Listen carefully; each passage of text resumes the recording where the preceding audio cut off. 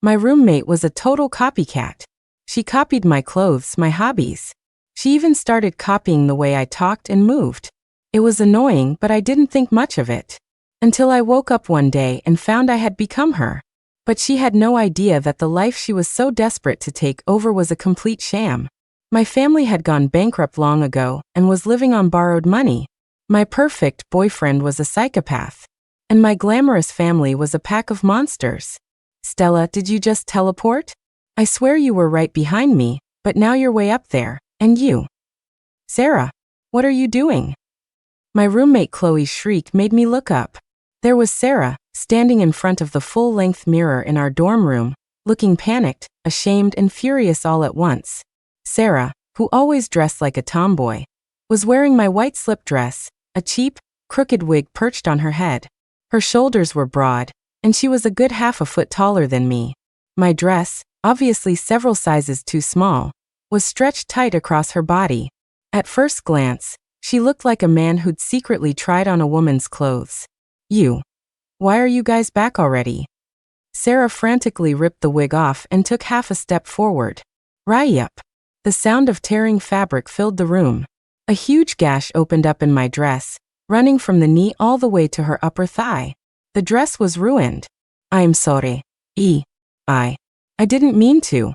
I didn't know this dress was so flimsy. Sarah waved her hands in a panic, her face turning a blotchy purple. A second later, her eyes were red. What do you mean, flimsy? You're the one who was sneaking around in someone else's clothes. That's the latest from a huge designer. That dress costs over $3,000. You'd better figure out how you're going to pay Stella back. $3,000. The purple drained from Sarah's face, leaving it chalk white. She swayed on her feet, looking like she was about to faint. I couldn't bear to watch. It's fine, forget it, I said. You didn't do it on purpose. You don't have to pay for it. Sarah's dad had died when she was young, leaving her with a mother who had a bad leg. Her grandmother, who'd always hated that Sarah was a girl, kicked them out of the house as soon as her father was gone. Sarah's mom raised her by collecting scrap, all while limping around town. But Sarah was a fighter. She'd always been a great student, and got into one of the best universities in the state. Everyone in our class knew her story. Our advisor helped her get scholarships and student loans every year. There was no way she could afford to pay me back. Besides, that dress. I stared at the beautiful, stylish fabric and my stomach churned. If I could, I'd rip every single one of my beautiful dresses to shreds. I don't need your pity. Sarah shoved me and ran into the bathroom crying. What's her problem? Seriously, some people are just so dramatic. Chloe helped me up, shooting a glare at the bathroom door. That's $3,000, Stella. You can't just let it go. Didn't Sarah just get her scholarship money? Make her pay you in installments. Chloe was full of bright ideas for my benefit, but I couldn't muster any enthusiasm. In 2 hours, Julian would be here to pick me up for dinner at his villa. I unconsciously touched the spot on my upper left chest. There's a tattoo there. 6 small words in neat block letters, inked in purple. Julian's bitch. He did it himself last month after I got sick of washing my long hair in the summer heat, and cut off a few inches. Oh right. Isn't Julian picking you up for dinner tonight? Chloe was practically bouncing. She grabbed my arm and shook it. Oh my God, Stella, I'm so jealous of you. You must have saved the galaxy in a past life or something. You're rich, you're beautiful, and you have the most amazing boyfriend. Ugh, it's not fair. I managed a weak smile. He's okay, I guess. Chloe slammed her hand on the desk. Okay? He's Julian, the city's youngest entrepreneur, a rising star in the business world. And he's 6 feet tall, with legs for days and a face that looks like it was sculpted by an artist. He's perfect, and you say he's just okay? Just then, Sarah came out of the bathroom, changed back into her own clothes. At the mention of Julian's name, her head sank even lower. I'll pay you back for the dress in installments. I can give you $75 a month. Is that okay? 75? That'll take you like 3 years. You wish. I grabbed Chloe's arm and nodded at Sarah. 50 is fine. I'm not in a rush for the money. Sarah was sensitive and fragile, and I was afraid that insisting she didn't have to pay would only hurt her pride. She seemed relieved that I'd accepted. It was only then that I noticed the pajamas she was wearing looked familiar. Weren't they the same style as mine? Mine were pink and white, hers were a pale pink. I looked at her, a complicated feeling washing over me. Honestly, she wasn't unattractive. She had fair skin. And while she was a little overweight, she was tall and had beautiful almond-shaped eyes. The problem was, she was always slouching. To save money, she cut her own hair, and all her clothes were cheap, shapeless things from bargain bins. At a glance, she just looked a little dowdy. But lately Sarah had been acting weird. My gaze drifted to her desk, and I realized everything on it had been replaced at some point. The same bear-shaped mirror, the same Disney mousepad, and the same little fishbowl. There were even 2 books on her desk, The Great Gatsby and The Catcher in the Rye, my 2 favorites. Was Sarah imitating me? Chloe followed my gaze and saw it too. Oh my God, Sarah, what are you doing? Did you steal everything from Stella's desk? Nothing was missing from my desk. Side by side, Sarah's desk was an exact replica of mine. You're pathetic. Why do you have to copy everything Stella does? I noticed you were acting weird last month. Are you in love or something? Sarah scrambled to shove everything on her desk into her drawers. In her haste, she knocked over the fishbowl. Glass shattered everywhere. The little goldfish inside flopped onto the chair, its tail flipping high into the air. Then it bounced onto the floor. Sarah couldn't hold it in anymore. She squatted down, covered her face, and started to sob. I tugged on Chloe's sleeve. Chloe, that's enough. Stop. You have to go to dinner, right? Come on, let's go eat.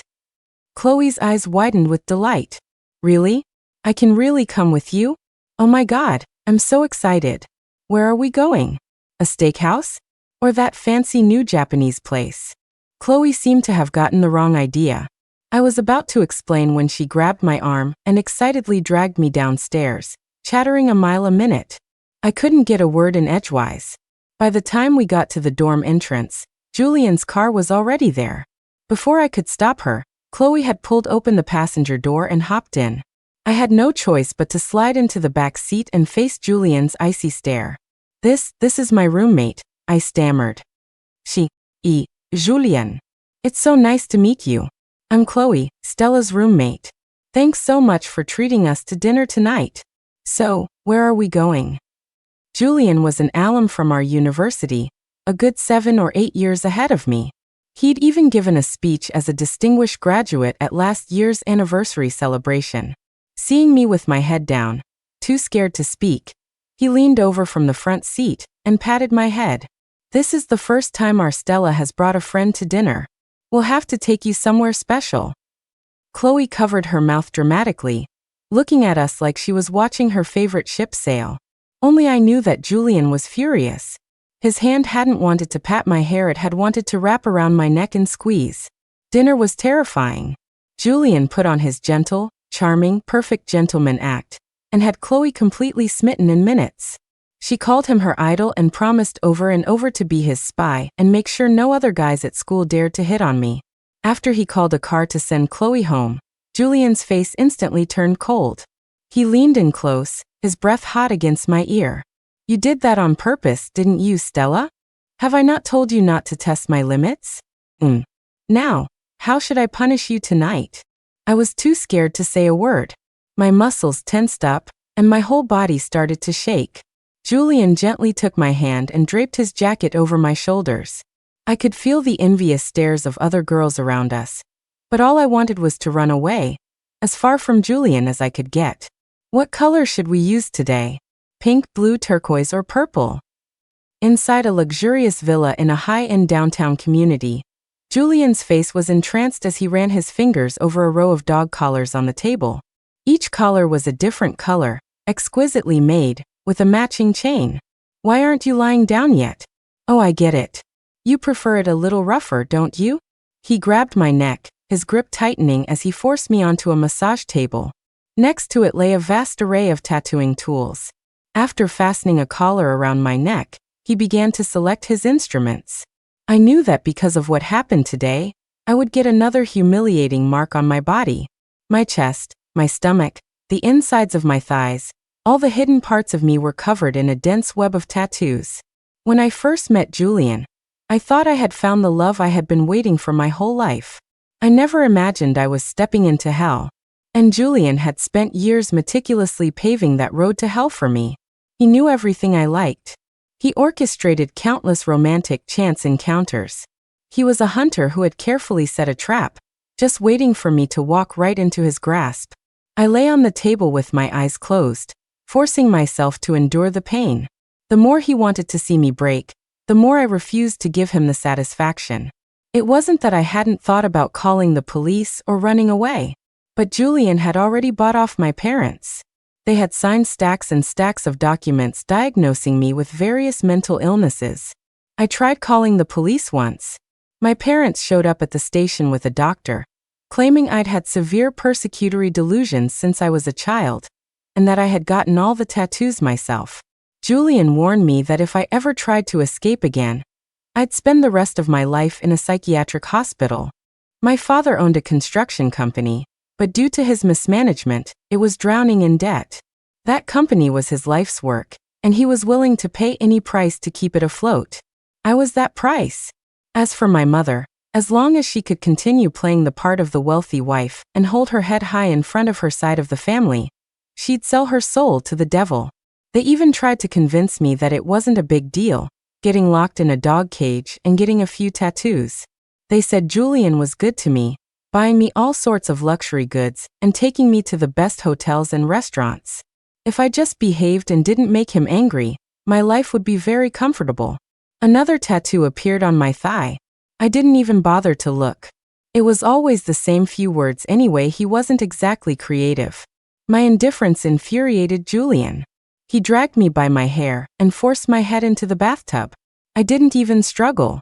The pain in my chest felt like it was going to explode, and the feeling of water flooding my lungs was unbearable. But I knew he wouldn't let me die that easily. When I came to, I found I had been changed into fresh clothes, my hair was dry, and Julian had driven me back to my dorm. Go on, sweetheart. See you in a few days. I nodded, pushed open the car door, and got out, running right into Sarah, who was also heading back. Her eyes, fixed on my new dress in Julian's car, were wide with envy. A bitter laugh escaped my lips. She envied me, but didn't she know how much I envied her? She might not have money, but she had a mother who truly loved her, a bright future, and most importantly, she was free. Seeing me smile seemed to anger Sarah. She stepped forward, staring right into my eyes. What are you so proud of, Stella? You just got lucky being born. You used your looks to land a rich boyfriend. Have you ever worked for anything in your life? Me? Lucky being born? The image of my parents groveling before Julian flashed in my mind, and I couldn't help but laugh out loud. That made Sarah even angrier. She leaned in close, looking down at me, and whispered in a voice only we could hear. Don't get too comfortable. It won't last long. With that, she turned and strode toward the dorm, her head held high. The way she walked was familiar. That deliberately straightened back and squared shoulders felt strange. I remembered Sarah always used to walk with hunched shoulders. She really had changed a lot lately. Back in the dorm, Chloe was gushing about Julian, calling him a gentleman, brilliant, polite, romantic, and generous. After praising him, she started bragging about dinner. The tomahawk steak was this big. That one dinner cost more than my entire food budget for a year. Wow. Girls from the room across the hall had crowded in to listen to Chloe's vivid description of the fancy restaurant. Foie gras that melted in your mouth, tender and juicy steak, a pianist playing throughout the meal, and even the waiters were elegant and spoke perfect English. The group of young women listened, captivated. Sarah didn't even blink. One woman's poison is another's sweet treat. I swallowed the bitterness in my heart. They'd never believe me if I told them that I couldn't taste a single bite of any meal Julian took me to. My mind was always consumed with what new humiliation or torture he had planned for me after dinner. I washed up and got into bed, my mind racing with plans to escape Julian's control. I hadn't slept well in a long time, not since I started dating him. Every night, I had to imagine a life free from his grasp. It was the only thing keeping me going. Usually, I'd lie awake for hours, my mind more active than ever. But for some reason, tonight my head felt heavy and fuzzy. I turned slightly to my side and fell into a deep, long overdue sleep. I slept like the dead, without a single dream. I woke up just as the sky was beginning to lighten. After such a good night's rest, my mood had improved significantly. I sat up, trying to clear my head, and saw a very familiar figure standing in front of the full-length mirror. The slender, delicate back, the long, silky black hair, and those familiar pajamas. It took me a moment to realize that person was me. The person preening and turning in front of the mirror was me. My hand trembled as I reached for my phone on the nightstand. The dark screen reflected a round, chubby face. This was Sarah. I had become Sarah? Then the me standing on the floor, looking in the mirror. The thought sent me scrambling out of bed. The other girls in the dorm were still fast asleep. Seeing me, Sarah jumped, then a triumphant smile spread across her face. Have you ever heard of a system, Stella? I used it to trade lives with you. And it's a one-time deal. There's no switching back. From now on, I'm Stella. I'll have everything that was yours, your villa, your beautiful jewelry and bags, and your boyfriend. And you? You can enjoy being Sarah. Go get a taste of what it's like to be poor. I've had that taste for 20 years. Now it's your turn. I understood every word Sarah said, but I couldn't grasp what they meant when strung together. What are you talking about? A life-swapping system? Are you saying we switch bodies? And we can never switch back? Sarah scoffed. Something like that. You can think of it that way. Enjoy my life, Stella. Oh wait, I mean Sarah. My body began to tremble uncontrollably. I wasn't Stella anymore. Was this real? But Julian. Sarah would be beaten to death by Julian, wouldn't she? No, I shouldn't be thinking about that. Sarah was the one who wanted to switch with me. My thoughts were a chaotic mess of relief, guilt, and terror of Julian. Sarah, you have to listen to me. My voice was high-pitched with anxiety, and it instantly woke up the other two girls in the room. Chloe mumbled, rolled over, and then sat up. Slap. A sharp sting exploded across my cheek. Sarah had slapped me so hard I fell to the floor. That woke Chloe and the others up instantly. Sarah ran to her own locker and started throwing things out one by one. In no time, she had found my bracelet, wallet, perfume, silk scarf, and even a small stuffed doll. All of those things were mine. Why were they in Sarah's locker? The bracelet was a birthday present from Julian. I'd been so upset when I lost it, and he had been furious. He'd locked me in a dark room and said he was going to let me experience Chinese water torture. Sarah, the evidence is right here. Are you still going to deny it? Sarah, in my body, screamed hysterically. I sat on the floor, staring blankly at my own contorted, furious face. So Sarah had stolen my things, and after we swapped lives, she was using my body to accuse me of being the thief? It was early, and people were just starting to wake up. Sarah deliberately shrieked, and soon, girls from the room across the hall opened their doors to see what was going on. Chloe excitedly jumped out of bed, opened our door, and began telling everyone an exaggerated version of what had happened. In minutes, our small dorm room was packed with girls from our class. I've had enough of you, Sarah. You're going to have to answer for this today. Come on, we're going to the advisor. I changed my clothes and followed the group of girls with my head down. They whispered about me, casting looks of disgust and contempt in my direction. Sarah is so disgusting. It's one thing to be poor, but to steal. I know, right? How could she? Stella is so generous, always buying snacks and fruit for the dorm. She's such a snake. One of those was a necklace from her boyfriend. That's just low. The lowlife me kept my head down, not saying a word. I didn't dare look up for fear that someone would see the smile playing on my lips. From this day on, I was no longer Stella, the nightmare that was Julian, and my disgusting parents. Sarah could have them. Our advisor was a recent grad student, only 25 or 26, and a very kind person. She looked at the stolen goods in the bag in disbelief. After a long moment, she looked up. Everyone else, please don't crowd around. Except for Sarah and Stella, everyone out. Once it was just the three of us in the office, the advisor looked at me hopefully. Sarah, is there some kind of misunderstanding here? Sarah jumped in before I could speak. What misunderstanding, Professor? Sarah's just so desperate from being poor that she wants every nice thing she sees. She needs to learn her place. Sarah refused to back down and insisted on calling the police. The bracelet alone is worth over $50,000. With that amount, she's looking at 6 or 7 years in prison at least. She held her head high, a triumphant glint in her eyes. Her face was a mask of pure desire to see me destroyed. The advisor tried to mediate for what felt like an eternity, but in the end, she had to call my parents. This was the first time I'd ever seen Sarah's mother. She looked very different from what I'd imagined a scrap collector would look like. She appeared to be in her early 40s, with a delicate oval face, almond eyes, and willow leaf eyebrows. For a middle-aged woman, she was strikingly beautiful. But her fidgeting hands and anxious demeanor gave her away as an ordinary woman from the countryside. Seeing her, Sarah was clearly agitated. She stepped forward, her finger nearly poking her own mother in the face. "Is this how you raise your daughter? To be a thief at such a young age? No wonder you've been picking up trash your whole life. Like mother, like daughter." Her mother's eyes instantly filled with tears. I'm sorry. I'll pay you back.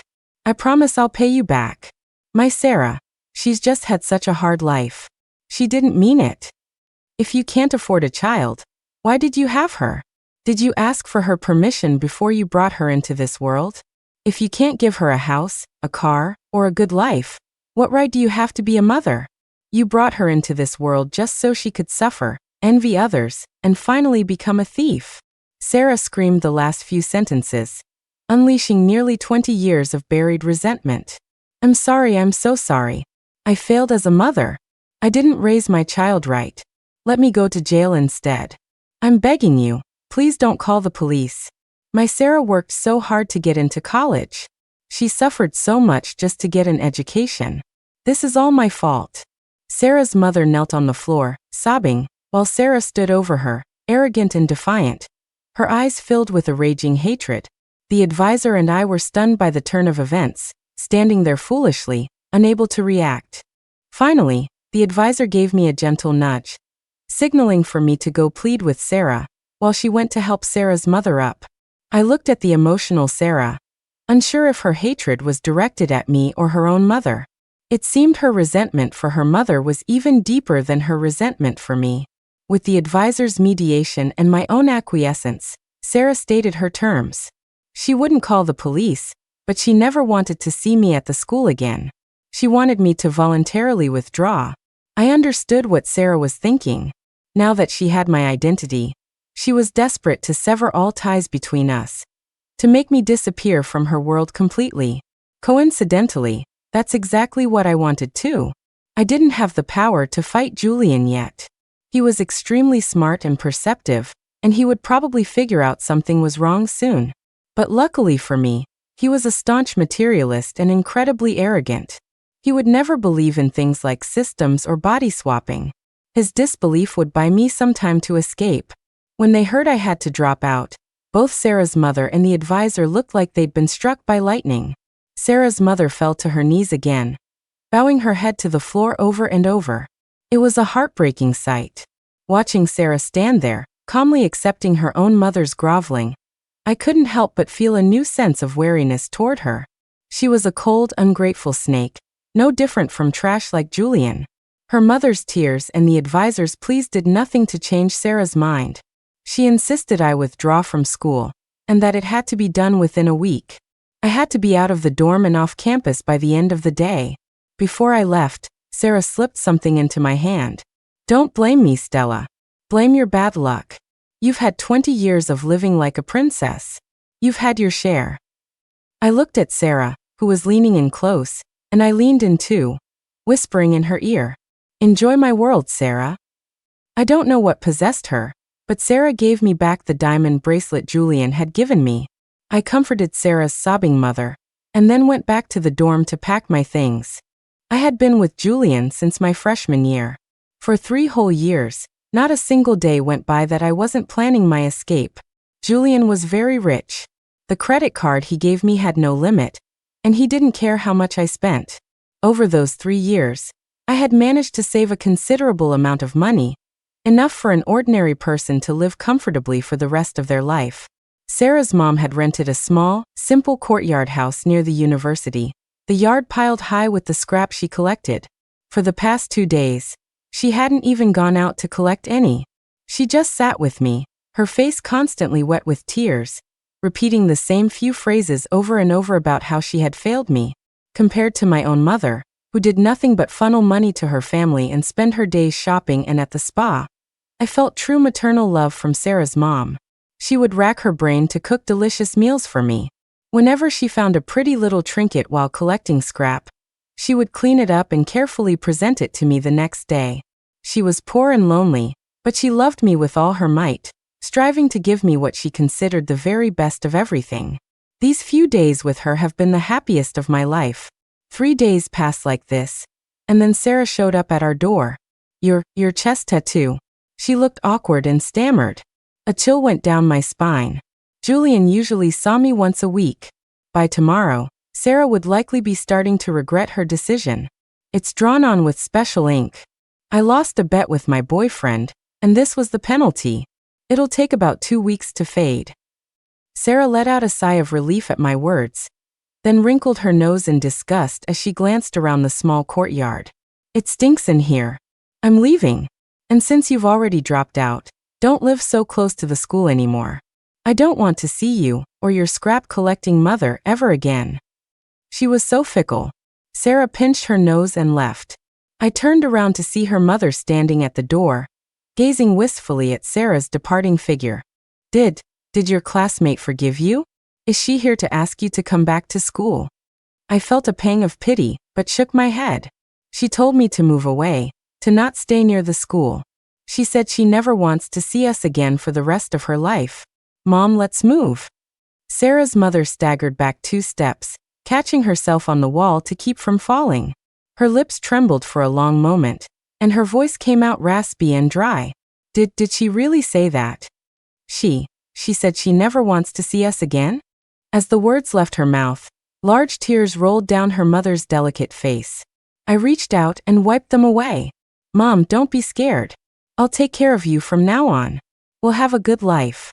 Even though I dropped out, I'm already in my 3rd year. I've learned what I need to. And in today's world, a degree isn't everything. Don't worry. I won't let you suffer anymore. Suddenly being cut off from everything familiar was liberating, a true escape from my prison, but I still felt a sense of helplessness and uncertainty. The world was so big I didn't know where to go. Sarah, let's go to Seattle, her mom said. I used to love that old movie, Sleepless in Seattle. I always dreamed of seeing it for myself one day. After a brief moment of despair, Sarah's mom seemed to rally. She stood up and started packing, reminding me to gather my things as well. Her behavior was a bit odd, but I couldn't put my finger on why. In any case, we did need to hurry. I didn't want the next person to come looking for us to be Julian. We packed as quickly as we could. Aside from a few essential clothes, we took nothing, not even waiting to get our rental deposit back. Sarah's mom seemed even more anxious than I was, practically fleeing the city with me. We rented a small house in a quiet neighborhood in Seattle. The rent was much higher than before, and the cost of living was noticeably steeper, but Sarah's mom seemed to be in high spirits. She was humming a tune as she cleaned. It was the first time I'd heard such a beautiful voice in person. It was like a lark emerging from a valley, a nightingale in the forest. I was completely captivated. Oh my gosh, Mom, your voice is incredible. I clapped my hands until they were red, stunned by her singing. She chuckled and tucked a stray piece of hair behind my ear.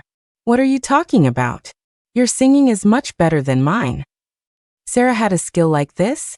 Skeptically, I hummed a few notes, and the sound that came out shocked even me. I'd been roommates with Sarah for 3 years, and I never knew she had this kind of talent. If she had bothered to sing a single note in college, she would have blown every campus singing competition out of the water. Looking at her mom's bright, radiant smile, a wild and daring idea began to form in my mind. That year, a popular singing competition show was in full swing. I decided to sign up. Before I did, I told my mom I wanted to change my name. Sarah's mom looked at me hesitantly for a long time before sighing. My maiden name is Chun. From now on, you can take my name. I changed my name to Ava Chun. Let yesterday die with yesterday, let today be a new beginning. I would fight my way to the top with everything I had, until the day I could look down on Julian. To prepare for the competition, I started practicing singing relentlessly, working out to lose weight, and even went to a plastic surgeon for some minor adjustments. Sarah's features were actually quite nice, especially her beautiful almond eyes. It was just a shame her nose was a bit flat, and her chin was slightly recessed. The changes weren't drastic, but they completely transformed my face. I suspect Sarah's mom knew something was up, but she never said a word. She never asked where the money came from or why I changed my name. The only time she said anything was the day I handed her $20,000. She gave me a wry smile and asked, "You're going to leave me one day too, aren't you? After all." "Mom, you'll always be my mom. You're the only mother I have. I'll stay with you, and one day I'll get married and have kids. And don't even think about running off. You'll have to help me with the grandkids." Hearing this, the worry lines on her forehead smoothed out. She was so happy she started rambling. I'm great with kids. Don't let the scrap collecting fool you. I'm actually very clean. I'm a good cook too. I gently took her hands in mine and looked at her seriously. I know all of it. You're a wonderful mother and you'll be a wonderful grandmother." We grew closer and closer. She was with me at every competition, practiced with me, and helped me lose weight. Mom took care of everything in my life, preparing nutritious and light meals for me every day. To protect my voice, she even learned how to make all sorts of special soups she found online. Finally, with our combined efforts, I won first place in the competition. My name and my voice became known across the country. It took me 3 years to go from a nobody to a new generation pop queen. Everyone said my voice was kissed by an angel, that I was one of those people fate was chasing down to feed. After my album topped the charts again, I brought my mom back to our old city and held my first concert. Julian's business had done well over the past few years, and he was one of the local sponsors for my concert. Before the show, the organizers arranged a dinner, telling me that Julian was a big fan and really wanted to meet me. Even though I was completely prepared, my body still tensed up when I saw him again. At dinner, Julian sat next to me. After a few rounds of drinks, when everyone was slightly buzzed, he reached his hand under the table and gently stroked my thigh. "Welcome home, Stella." The hair on my arm stood on end. I froze, but before I could say anything, Julian chuckled softly. "I imagined 100 ways you might try to escape me, but I never thought you'd be willing to give up your own body. Don't be surprised I recognized you. I know you better than you know yourself. You know what I mean?" I took a few deep breaths to calm myself. So what if he recognized me? What could he possibly do? I wasn't the helpless girl he could torment anymore. I had power, fans, and a major agency behind me now. Julian was rich, sure, but compared to my company, he was nothing. In the face of real capital, he was less than a nobody. Slap. I shot to my feet and hit him hard across the face. Then I grabbed a glass of red wine and threw it in his face. The room fell silent. "Mr. Pei, keep your hands to yourself. If you ever touch me again, I'm calling the police." I slammed the glass down on the table, turned on my heel, and stormed out. My agent shot Julian a furious look and hurried after me. The atmosphere was incredibly awkward. The organizer scrambled after us, apologizing profusely, and the other sponsors were clearly displeased. Well, Julian is certainly full of youthful vigor. Sees a beautiful woman like Miss Chun and just can't keep his hands to himself in public. Everyone makes mistakes. I suppose Mr. Pei drank a little too much and thought he was at a nightclub. The older sponsors started making sarcastic remarks. Julian had probably never been so humiliated in his life. My agent caught up with me, comforting me and promising fiercely that she would make Julian pay for this. I thought that would be the end of it, but it turned out paparazzi had been secretly filming the restaurant. The story exploded onto the internet that night. Local business tycoon Harris's pop star gets slapped on the spot. The video was perfect. It clearly showed Julian reaching under the table to touch my thigh. He was quickly dragged online, becoming the #1 trending topic. It was just his bad luck. He had started an investment but had recently transitioned into retail, opening several large supermarkets in the city.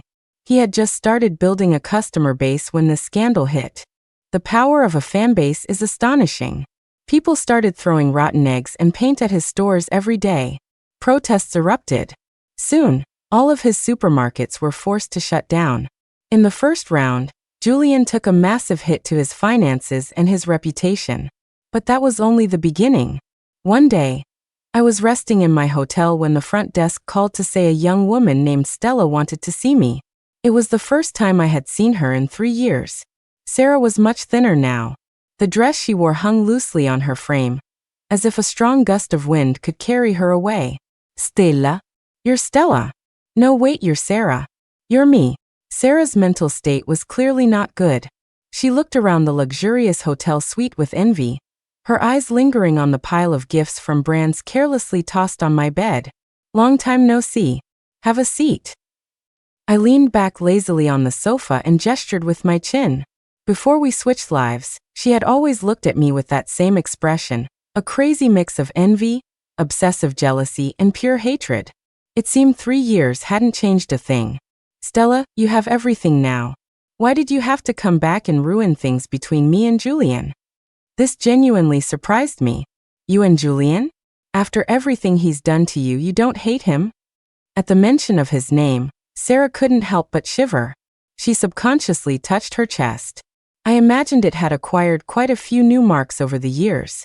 Whether I hate him or not, what does it matter? I live in a mansion, I drive a luxury car, and I can walk into designer stores I never even dared to look at before. Do you have any idea how hard I worked to get all this? The hard work you put in was stealing someone else's life. I scoffed. After all these years, Sarah was still the same. The system gave it to me. I didn't steal it. You used my voice to become a pop star. You're the real thief. I was wrong. After a few years, Sarah's skin had gotten even thicker. I lost all interest in talking to her. I had only agreed to see her because I wanted to see how miserable she was. Seeing her looking half dead was enough for me. You won't get away with taking everything from me again, Stella. As the security guards were dragging Sarah away, my mom heard the commotion from the next room and came in. Mom, it's me, Mom. I'm your Sarah. Sarah threw herself at my mom's feet, grabbing her legs. The words tumbled out of her in a rush. Mom, the Sarah in front of you is an imposter. I'm the real Sarah. Don't you remember? When I was little and had a fever, Grandma wouldn't let Uncle drive me to the hospital because I was a girl. It was you. You carried me on your back for 3 hours in the snow. When we got to the hospital, the doctor said your fever was even worse than mine. And what about in middle school? A restaurant was holding a spicy food eating contest, and the prize was a bicycle. To win it for me, you ate so much spicy food that you damaged your stomach, and you've had problems ever since. Oh, and when I was studying for my college entrance exams, the dorms were terrible, and we didn't have air conditioning at home. You would fan me all night long just so I could sleep well and not mess up my studies. Do you remember any of that, Mom? My mom looked at Sarah intently for a moment, then let out a long, quiet sigh. So you didn't forget those things after all. Slap. A crisp slap echoed through the room. After the first one, it was like a switch flipped in my mom. Slap, slap, slap, slap. She hit Sarah a dozen more times. You didn't forget, yet you had the nerve to let me kneel to you. You didn't forget, yet you came to our house and said you never wanted to see me again. Did you forget, or didn't you? Did you? In my memory, my mom had always been gentle and shy. This was the first time I'd ever seen her so furious. And I had to admit, it was a beautiful sight. The flurry of slaps left Sarah stunned. She finally covering face and crying. You knew. You knew all along. You knew, and you still let Stella bully your daughter. My mom kicked her away disdainfully. My only daughter is Ava-chan. Who are you, some crazy person trying to claim a random mom? Get out. Don't disturb my daughter's rest. Sarah was dragged away by security, crying and screaming, having gained nothing but a sore face. After the door closed, my mom sat on the sofa and stared at her hands for a moment. She stole your life, didn't she? That child was always a little light-fingered. I disciplined her many times. We were poor, and she always coveted what others had. That day in the office, when she screamed at me, asking why I would have a child if I was so poor, I knew it was her right away. You raise a child from your own flesh and blood for nearly 20 years. I knew the moment you two switched. I sat beside her, listening quietly as she told me about her life with Sarah. At that moment, we both revealed the deepest secrets we had kept hidden in our hearts. Sarah's arrival hadn't created a rift between us. Instead, it had made us a true mother and daughter, closer than ever. Julian didn't seem to realize that his supermarket's closing was just the beginning. He somehow got my phone number and started sending me frequent texts and photos. The photos were all of Stella's body. Her locked in a dog cage. Her, on her knees eating from a bowl with a chain around her neck. Her, with new tattoos on the private parts of her body. Stella, just you wait. Soon, your body and your soul will both belong to me again. Look familiar, Stella? I really miss the good times we had together. I scoffed and tossed the phone aside. The money Julian had made over the years wasn't clean. And yet, instead of focusing all his energy on his crumbling company, he still had time to harass me. It seemed I hadn't been harsh enough. The people I had placed inside Julian's company began to close the net. Soon Julian was taken away by the police. He was implicated in multiple crimes, including tax evasion, money laundering, and bribery. As the primary person responsible, he was looking at 10 years at least.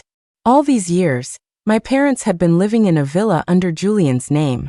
After he was arrested, all his properties were seized by the court. On the day of the seizure, I wore a mask and went to watch. You useless bitch. Look what you've done to yourself. How are you supposed to find a good match now? You've ruined all my hopes. Bitch, you useless bitch. My biological mother was slapping Sarah across the face. Sarah fought back without hesitation, grabbing a handful of her hair. Screw you. You've been living high on the money you sold me for, and you have the nerve to blame me? You call yourself a mother? You're worse than an animal. They started kicking and scratching, a tangled mess that even the court officers couldn't pull apart.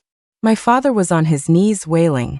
He had no business sense at all. His company had only survived because of Julian's cash infusions. With Julian gone, his company immediately collapsed. The house belonged to Julian, so the three of them couldn't take a single thing with them, not even a change of clothes.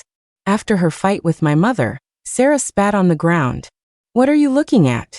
She sneered at my mom. You've been funneling money to your family for years. Now that there's trouble, why don't you go cry to them? She pulled her collar tight, and I caught a glimpse of silver flashing against her pale skin. It was probably a necklace from Julian. It might still be worth something. A little while later, my uncle and his family arrived in a panic. When they saw my mother standing there in nothing but her pajamas, without a single possession to her name, my uncle's face changed instantly. A daughter married is like water spilled. You've been married for years, don't always come running to your family. Go to your husband if you have problems. Here, he said, pulling out some cash. Take this $40. Don't say your brother has no heart. You have a husband and a daughter. You can't expect me to support you. I have to get back to work. My mother let out a scream and lunged, scratching my uncle's face. I've given you hundreds of thousands of dollars over the years, and now that I'm in trouble, you give me $40? You told me to stay away? What did you used to say? That my family would always be my support. That my success depended on my family's success. I paid for most of your son's dowry and the down payment on his house. You said your son would be like my son. That he would take care of me in my old age. You said that, didn't you? Seeing her husband attacked, my aunt shrieked and joined the fray, trying to pull my mother off. My father, who had always resented my uncle's family, jumped in as well. Soon, even Sarah and my cousin were part of the battle. The court officers in charge of the seizure watched, dumbfounded. Two of them tried to intervene, but were scratched up for their efforts. Things were escalating beyond my expectations. I had planned to just watch for a minute and leave, but now I was completely engrossed. My agent called several times, urging me to come back for a meeting, but I ignored every call. The two families fought and screamed, their anger growing with every blow. My parents had been kicked out in their slippers. They weren't young anymore, and their future was uncertain. They unleashed all their fear and bitterness on my uncle's family, fighting with a ferocity that my uncle's family couldn't match. Ah! My father shoved my cousin hard. He stumbled backward, his head cracking against the steps. Blood pooled on the ground. Sirens wailed as an ambulance and police cars arrived, taking everyone away. Only then did I pull my hat down and walk away. Some people, you don't even have to lift a finger. They'll destroy themselves just fine on their own. The next time I saw Julian, it was in prison. His head was shaved, and he was shockingly thin, with hollow cheeks and dark circles under his eyes. My, you look tired. Having trouble sleeping? Why would that be? I thought you loved cages. You should be happy now that you live in one. Julian gave me a grim smile. My little kitten has finally grown sharp claws. That's more like it. You used to be like a dead fish. No fun to play with at all. I stared straight back at him without fear. Have you heard? The big drug lord from our city got arrested. He'll be your new roommate soon. I hear he has a thing for men, especially the pale, delicate type like you. You're so good at playing. I'm sure it will be a lot of fun, right? For the first time, a flicker of panic appeared in Julian's eyes. He tried to cover it with a laugh. Don't you worry. I'll be out to see you again very soon. I threw a stack of documents on the table in front of him. Waiting for your assistant to bail you out? Sorry, he went to the police station yesterday and confessed. Said you were the one who ordered him to do everything. Impossible. Absolutely impossible. Julian finally broke. I smoothed the wrinkles on my clothes and stood up. Enjoy yourself, Julian. See you in 10 years. After leaving the prison, I went straight to a detective agency. The private investigator I'd hired told me my cousin's hospital report was in. The knock to his head wasn't serious, but the fall had broken his neck. He would likely spend the rest of his life in a wheelchair. Hearing this news, my cousin's wife immediately divorced him, and my father, for his part in the assault, was sentenced to 3 years in prison. My mother moved back to her old village in the countryside. As for Sarah, I heard she was job hopping, too proud for menial work, but not qualified for anything better. She never lasted more than a month at any job. I looked at the files and photos the PI gave me, sitting on the sofa in silence for a long time. Happy families are all alike. Every unhappy family is unhappy in its own way. Sarah's family may have been poor, but she had a mother who loved her with all her heart. She herself was smart and had a good education. She was on the verge of making it, but she rashly chose to take someone else's life. She just didn't know that what people show the world is only the tip of the iceberg. Underneath the glamorous clothes, there are often lice crawling. While you're busy envying others, how do you know they aren't envying you? The ringing of my phone broke my thoughts. I picked it up, and a familiar, gentle voice came through. Sweetheart, I made your favorite, pot roast and garlic mashed potatoes. Come home for dinner soon, okay? I'll be home soon. I hung up the phone, left the agency, and started walking briskly in the direction of home. The end.